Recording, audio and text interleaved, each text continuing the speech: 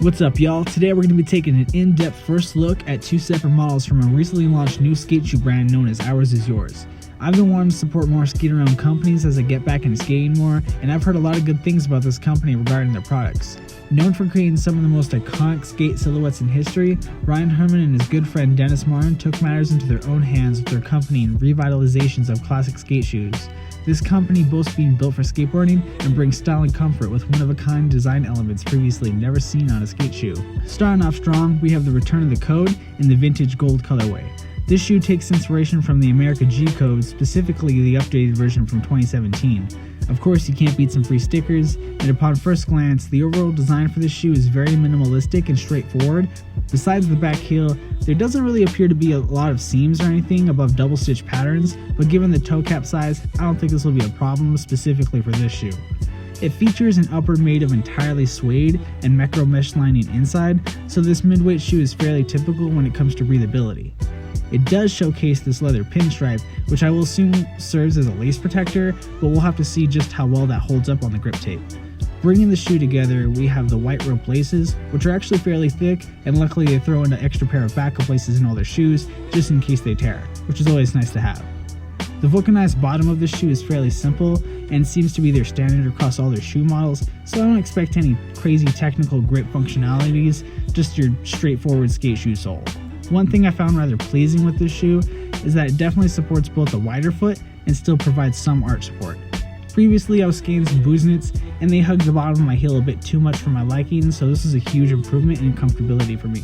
The inner sole is removable in case you want to rock any other brand, which is always nice, but the original sole itself is actually pretty decent quality and is about ½ an inch thick. The tongue is an outer suede as well, but sits flush into the shoe so it doesn't fold up weird when you're moving around, and the tongue is actually secured with some spandex straps on either side so it stays centered in the middle.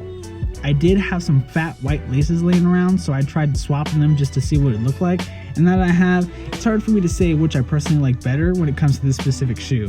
Either way, so far I'm pretty impressed by the overall quality of materials and the design for the price it retails online. The materials for these shoes don't really feel cheap or poorly constructed, and their quality control is pretty spot on. Although not attempting to be a flashy skate shoe with ollie pads, multiple layers, and quadruple stitch patterns, the price is heavily reflected in the quality of materials the shoe is made up with. So when it comes to the Return of the Code, sometimes less is more. Moving on next, we have the fully blacked out colorway of the Ours C71. And the gold trim on this looks even better than it did on the Code. A classic skate-ready silhouette redesigned with a slimmer appearance. The short toe box combined with the full foxing wrap and mixed material choices make this what they consider a preferred skate shoe.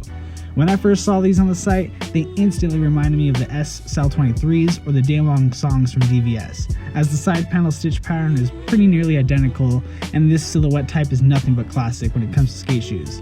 When compared to the Code, this shoe is far more robust in terms of amount of stitching and suede, but still has a similar tongue and vulcanized outsole. So it's hard to say exactly whether this shoe will hold up any more than the Code, as from a few accent details, these shoes are very similar in the general composition, which is expected from a smaller startup brand. Although the design for the C71 is fairly similar to the Code, the C71 is a bit more bulky and less sleek, but offers a bit more comfortability in the neck of the shoe as it rides a bit higher than the Code does. The C71 comes with flat laces, and I ain't even gonna bother messing with these because they look fresh as is. Definitely hyped to get the blackout version, but this shoe seems to be the breadwinner as far as colorways go, with multiple featured on the site. To summarize my first look at HIY's shoes, I personally really appreciate that they don't have any large logos or branding slapped all over the shoe, nor any loud patterns or distracting colors and textures you'd find in more larger companies. Being in my late 20s now, I really value having shoes that aren't too distracting or childish and can be worn across a wide variety of outfits, but still have a high functioning skateability that you can only find in a skate shoe. As for what other models they offer, they definitely are more keen to the adult perspective of just having shoes that you feel comfortable both visually and physically in. And they offer a wide range of more fashionable and relaxed styles, including loafers and slip-ons and all that. It's ran and operated by skaters too, which at the end of the day is the biggest reason I decided to give them a shot. As much as these shoes look good, I'm gonna have to take a few months to see just how well they skate and hold up, so stay tuned for updates in the future, and I'll give a review just to see how well they did. Appreciate that, guys. Catch y'all later. Alright, then give me an avocado, an ice pick, and a blowtorch.